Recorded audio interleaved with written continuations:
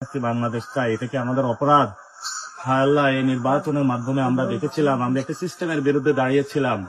হায় আল্লাহ, তুমি আমাদেরকে তৌফিক দাও যাতে আমরা দুর্নীতি থেকে মুক্ত থাকতে পারি।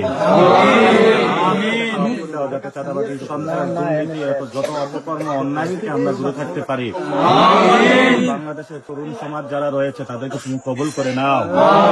হায় আল্লাহ, ওসমান হাদি ভাই যে ইনসাফের রাজত্বের কথা বলেছে, সেই ইনসাফের রাজত্ব কায়েম করার তৌফিক আমাদেরকে দাও। আল্লাহ, আমি আজকে প্রথম তারাবির নামাজ পড়েছি আমরা। আল্লাহ, আজকে আমাদের তারাবির নামাজকে তুমি কবুল করে নাও।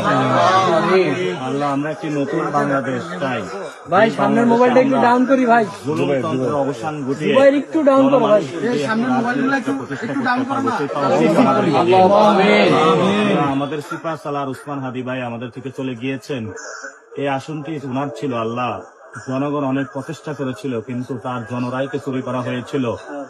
আল্লাহ, আমরা বলেছিলাম আমরা দ্বিগুণ গতিতে আরো যুদ্ধ করব, মানুষের কাছে যাব। উসমান হাদি ভাই আজকে থাকলে হয়তো তারাবির নামাজ ওনার সাথে করতে পারতাম। উনি আজকে আমাদের মাঝে নাই। হায় আল্লাহ, আমাদের অসংখ্য ভাইকে 2024 সালে শহীদ করা হয়েছিল।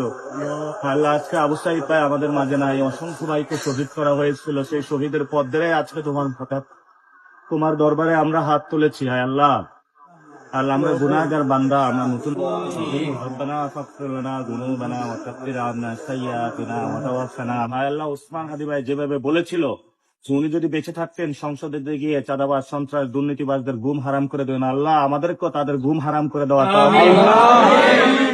হায় আল্লাহ, আমাদেরকে আরো শক্তি দাও, সাহস দাও, যাতে আমরা লড়াইটা আরো দ্বিগুণ শক্তিতে চালিয়ে যেতে পারি। তুমি সবাইকে আমাদেরকে কবুল করো। রব্বানা ফাগফির লানা যুনুবানা ওয়া কাফির আন্না সাইয়্যাতিনা ওয়া তাওয়াফানা মা'আল আবরার। আমিন বিরহমাতিকা ইয়া